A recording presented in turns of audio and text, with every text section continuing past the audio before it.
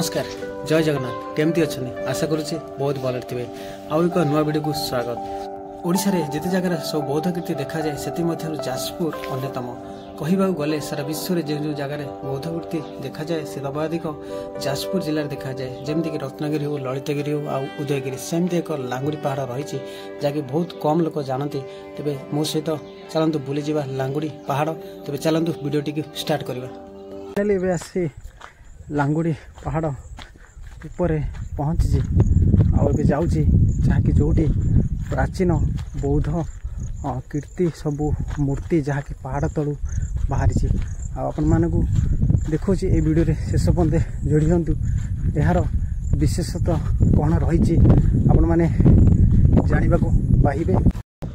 सबू बौद्ध मूर्ति गुड़िक सब भग्न अवस्था रही किसी देखि नियंतु एठी निर्वाण पत्थर भी कथा कहे निर्जीव पहाड़ भी कहानी बखाणे पत्थर देहरे ओडिशा बौद्ध इतिहास।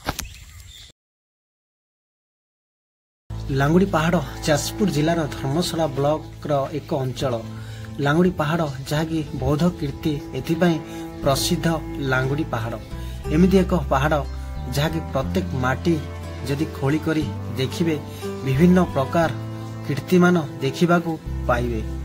पुरातन जुगर लोक मानकर जो बौद्ध धर्म अवलंबी थिले सेमानकर विभिन्न प्रकार चित्र गौतम बुद्धंग ध्यान मूर्ति तपस्या करथिबार मूर्ति सब यही पहाड़ तले देखा पाइबे। जेतेबेले एही लांगुड़ी पहाड़टी खनन करा जाइथिला सेतिरु किछि लिपि बाहरी थिला असंगर अवक्षय प्रतिमा मिलिथिला जो लिपि गुड़ाक बाहरी थिला सेतिरे लेखा होइतिला पुष्पगिरी बिहार सूचक।